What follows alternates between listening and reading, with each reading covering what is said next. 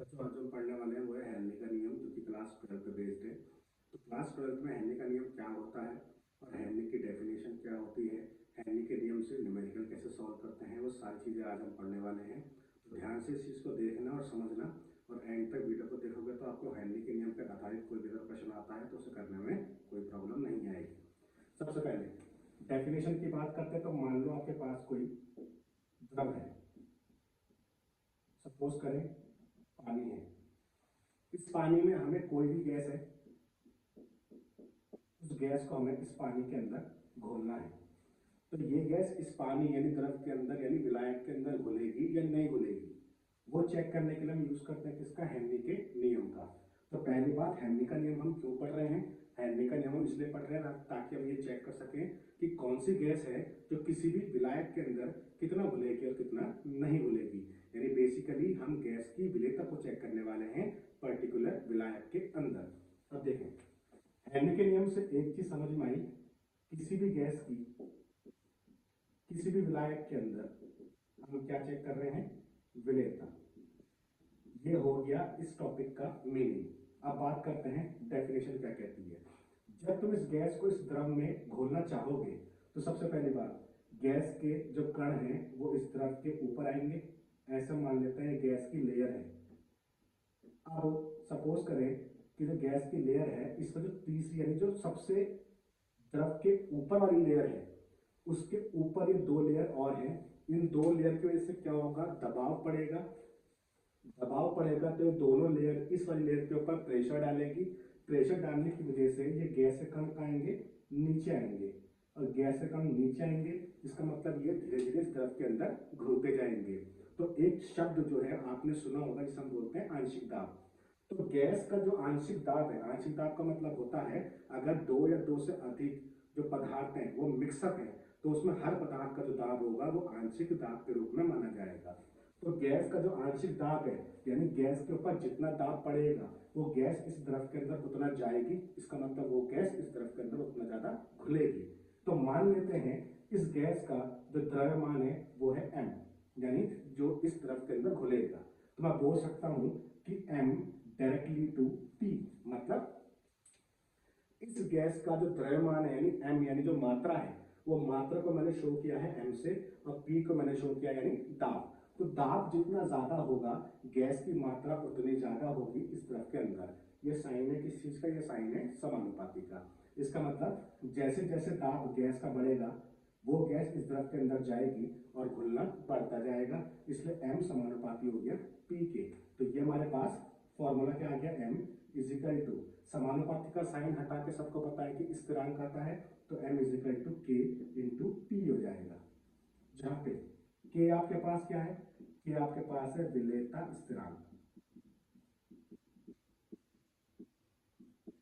तो इसका मतलब है डेफिनेशन कहती है स्थिर ताप पर किसी भी गैस का जो आंशिक दाब होगा वो उसकी विलेयता की अगर हम बात करते हैं तो विलेयता यहाँ पे द्रव्यमान यानी मात्रा यानी m के आधार पर दी गई है। इसको ध्यान रखेंगे, इस गैस की मात्रा समानुपाती होगी किसके, इसके दाब के ऊपर। जितना दाब अधिक होगा गैस का यानी जितना आंशिक दाब अधिक होगा उतनी मात्रा गैस की इस द्रव के अंदर ज्यादा होगी, यानी उतनी ही ज्यादा गैस इस द्रव के अंदर घुलेगी।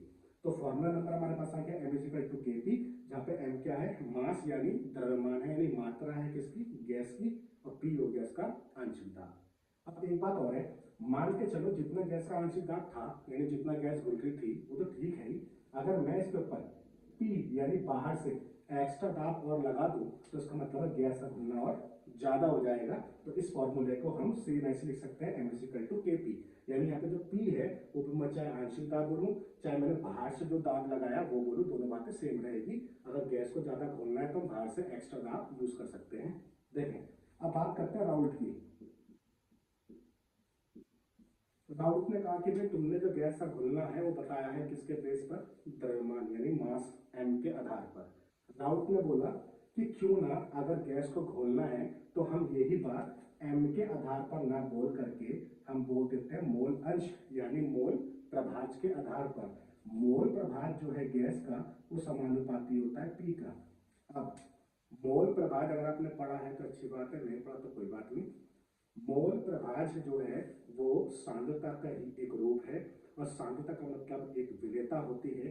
इसका मतलब है गैस की विलेयता की ही बात हो रही है कि गैस का जो कण है यानी गैस की जो मात्रा है इस द्रव के अंदर जितनी ज्यादा होगी, इसका मतलब है दाब उतना ज्यादा उस पर लगाया गया होगा। यानी जितना ज्यादा दाब इस गैस के ऊपर लगेगा, इस गैस का मोल अंश इस द्रव के अंदर उतना ज्यादा होगा। देखिए, मोल अंश अगर मुझे निकालना है गैस का, तो इसका मतलब है गैस के मोल ऊपर और टोटल मोल नीचे।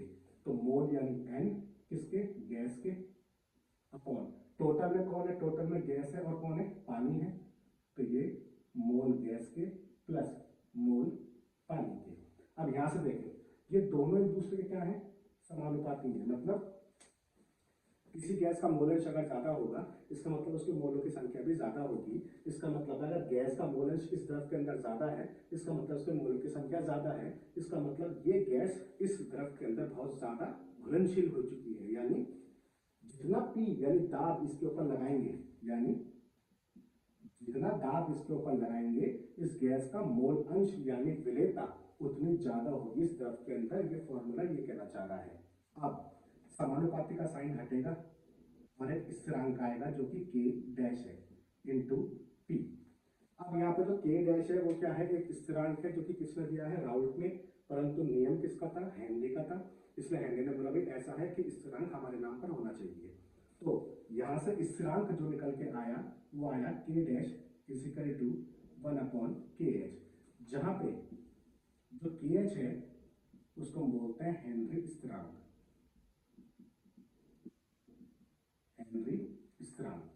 अब इस के डैश की वैल्यू को यहाँ रख दें तो क्या आएगा, मोलंश गैस का इजिकल टू 1/kh इंटू पी। KH को इस साइड लेके आ जाएंगे तो KH इंटू मोलंश गैस का इजिकल टू P। तो फॉर्मूला आ गया P is equal to KH into x gas. तो ओवरऑल हेनरी नियम के फॉर्मूले कितने हुए, दो। एक हुआ M इजिकल टू KP और एक हुआ P is equal to KH into मोलंश of gas. ये दो फॉर्मूले हैं और इस पर आधारित क्या क्या प्रश्न आते हैं उसे भी सुने। तो मैं दोनों फॉर्मूले को लिख देता हूं ताकि आपको समझ में आ जाए बात कि क्या क्या करना है। देखिए, जैसे आपने पढ़ा M is equal to K into P और P is equal to KH into मोलंश of gas. अब बात करते हैं गैस। तो ये हो गया हमारे पास एक बीकर, ये द्रव हो गया, मान लेते हैं पानी, ये गैस हो गई। इस गैस को घोलना है, इसकी मात्रा m है, P इस पर दाब हम लगा रहे हैं। तो एक बात का ध्यान रखेंगे, जब भी गैस घुलती है तो इसका मतलब है जब भी गैस घुलती है तो घुलते समय इसमें से कुछ ऊर्जा बाहर जाती है। ये जो बाहर ऊर्जा जा रही है इसका मतलब है कि ये अभिक्रिया कौन सी हुई, ये अभिक्रिया हुई ऊष्माक्षेपी। ठीक है, जब भी किसी गैस की बात करते हैं तो गैस का जो घुलना होता है वो ऊष्माक्षेपी होता है। यानी जब भी कोई गैस घुलती है तो ऊर्जा बाहर जाती है। अब अगर ऊष्माक्षेपी है तो तुमने पढ़ा होगा कि कभी भी किसी भी अभिक्रिया में ताप को बढ़ाना है या घटाना है तो डिपेंड करता है कि अभिक्रिया कौन सी है। तो ध्यान रखेंगे, अगर अभिक्रिया ऊष्माशोषी है, ऊष्माशोषी का मतलब ऊर्जा अंदर आ रही है, तो इसका मतलब है ताप बढ़ाना पड़ेगा। तो बढ़ाने का साइन मैंने ऐसे कर दिया। अगर कोई अभिक्रिया ऊष्माक्षेपी है यानी ऊर्जा बाहर जा रही है, तो बाहर जाने का मतलब है वैसे बीकर गर्म हो गया है, तो ऊर्जा अगर बाहर जा रही है तो उस केस में ताप हमें घटाना पड़ेगा। बस इस चीज का ध्यान रखना कि अगर ऊष्माक्षेपी है तो ताप घटाएंगे, ऊष्माशोषी है तो ताप बढ़ाएंगे। अब देखें, जब मैंने इस गैस को इस द्रव में घोला तो ऊर्जा बाहर गई, ऊर्जा बाहर गई यानी ऊष्माक्षेपी है। इसका मतलब मुझे इस केस में ताप घटाना पड़ेगा। तो मैंने यहाँ पे लिख दिया ताप घटाना है। तो अब यहाँ से एक लाइन आई और वो लाइन ये क्या आती है, अगर मुझे किसी भी गैस को अधिक से अधिक इस द्रव के अंदर घोलना है तो ताप को घटाएं या ताप को बढ़ाएं।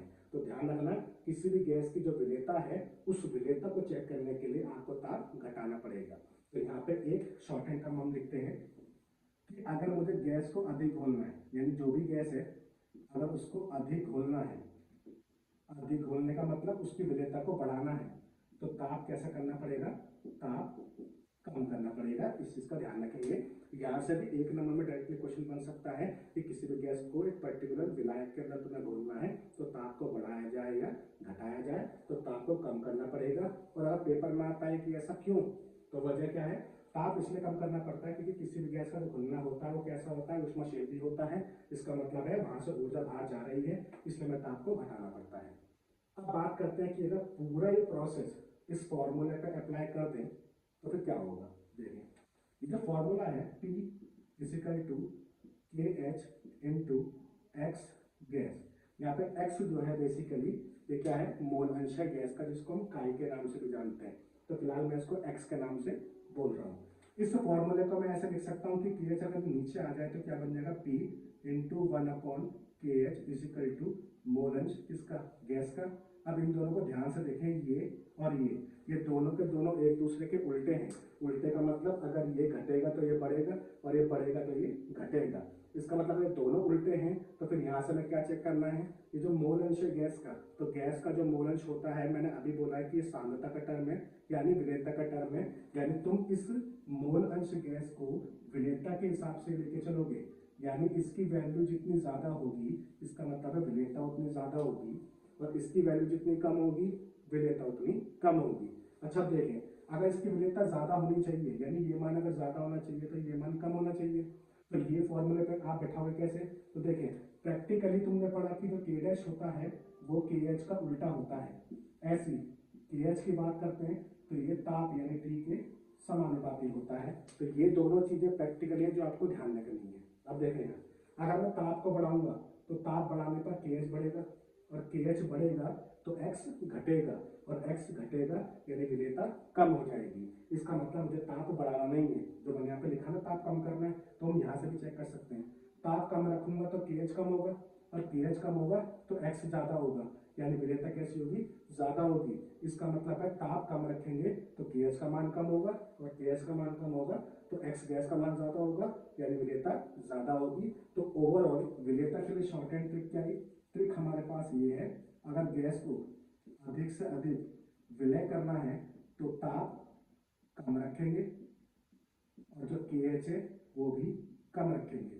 तो इस पॉइंट से भी आप जो क्वेश्चंस हैं वो सॉल्व कर सकते हो। डायरेक्टली क्वेश्चन आते हैं, क्वेश्चन कैसे आता है एक बार चेक कर लेंगे, पर इस पॉइंट को ध्यान रखना कि विलेयता अगर चेक करनी है तो ताप कम होना चाहिए और के एच का मान भी कम होना चाहिए। अब एक दो क्वेश्चन करता है ताकि आपको समझ में आए कि क्वेश्चन हैंडल कैसे करने हैं। देखें,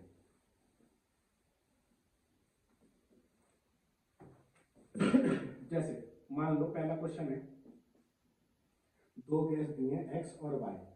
मान लो x का जो के एच का मान है वो दिया है 2, और y के लिए के एच का मान दिया है 4। अब पूछा गया है कि इन दोनों में से कौन सी गैस ज्यादा घुलेगी। तो यानी विलेयता आपको चेक करनी है, तो मैंने बोला कि विलेयता आपको चेक करनी है तो ताप कैसा होना चाहिए, ताप कम होना चाहिए, और जो के एच का मान है वो भी कैसा होना चाहिए, कम होना चाहिए। तो यहाँ पे देखें, यहाँ पे ताप तो दिया नहीं है, और दिया भी होता तो स्थिर दिया होता। तो यहाँ पे x का मान के एच के लिए, मतलब के एच का मान 2 है x के लिए, और यहाँ पे 4 है y के लिए। तो दोनों में के एच का मान किसका कम है, x का। इसका मतलब इस गैस में यानी इस क्वेश्चन में जो विलेयता सबसे ज्यादा होगी वो किसकी होगी, x की ज्यादा होगी। तो आई होप यहाँ तक आपको समझ में आ गया होगा। एक और क्वेश्चन देख लेते हैं। मान लेते हैं आपके पास दो गैस दी है P और Q।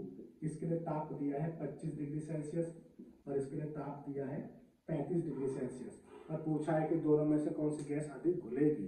तो सिंपल सी बात है, जिसके लिए ताप कम होगा वो गैस अधिक घुलेगी। तो कौन सी गैस ज्यादा घुलेगी, ये 25 से 35। तो ताप कम यहाँ है, तो आंसर क्या हो जाएगा, आंसर आपका P हो जाएगा, यानी P वाली जो गैस है वो अधिक घुलेगी। तो आई होप ये एग्जाम्पल आपको समझ में आए होंगे हैंडलिंग के नियम के बेस पर। अब बात करते हैं कि जो हैंडलिंग का नियम है वो कहाँ कहाँ लग सकता है। यानी बात करते हैं अनुप्रयोग। अनुप्रयोग नंबर 1, ये पदार्थों में, पेय पदार्थ का मतलब होता है जो पीने वाले पदार्थ हैं, उसमें हम हेनरी के नियम का उपयोग करते हैं। पेय पदार्थ का मतलब जैसे कोल्ड ड्रिंक की बोतल्स हो गई, या सोडा बोतल्स हो गई, या बियर बोतल्स हो गई, तो उसमें हम इस नियम का उपयोग करते हैं। जैसे मान लो कोल्ड ड्रिंक की बोतल है, इस कोल्ड ड्रिंक की बोतल में जो भी तुमने द्रव भरा है वो तो है। इस कोल्ड ड्रिंक की बोतल में हम क्या भरेंगे, कार्बन डाइऑक्साइड गैस भरेंगे, और जब कार्बन डाइऑक्साइड गैस भरेंगे इस पर दाब लगाएंगे बहुत ज़्यादा। दाब जितना ज़्यादा लगेगा गैस की विलेयता उतनी ज़्यादा होगी, जो हम फॉर्मूले में पढ़ चुके हैं, P = KH × X। ठीक, तो दाब जितना ज़्यादा CO2 के ऊपर लगेगा उतना गैस ज़्यादा इस द्रव के अंदर घुलेगी, यानी विलेयता उतनी अधिक होगी। तो ये इस बीकर को हमने बंद कर दिया, ये बोतल को, और इसके अंदर ये कार्बन डाइऑक्साइड गैस घुल गई। अब जैसे तुम ढक्कन ओपन करोगे, तो ओपन करने का मतलब क्या है, दाब कम कर दिया। दाब कम होगा तो विलेयता कम होगी, और विलेयता कम होगी तो कार्बन डाइऑक्साइड गैस धीरे धीरे बाहर निकल जाएगी, यानी इसका घुलना कम हो जाएगा। इसका मतलब जो कोल्ड ड्रिंक की बोतल्स है या सोडा बोतल्स है, उसमें जो भी गैस भरी हुई है उसकी विलेयता कहीं ना कहीं हेनरी के नियम पर ही आधारित है। जितना ज़्यादा दाब लगाया जाएगा उतनी गैस की विलेयता अधिक होगी, और दाब कम करेंगे तो विलेयता भी कम हो जाएगी। ठीक है, अब बात करते हैं अनुप्रयोग नंबर 2। तो 2 में श्वसन आ सकता है आपका। श्वसन में,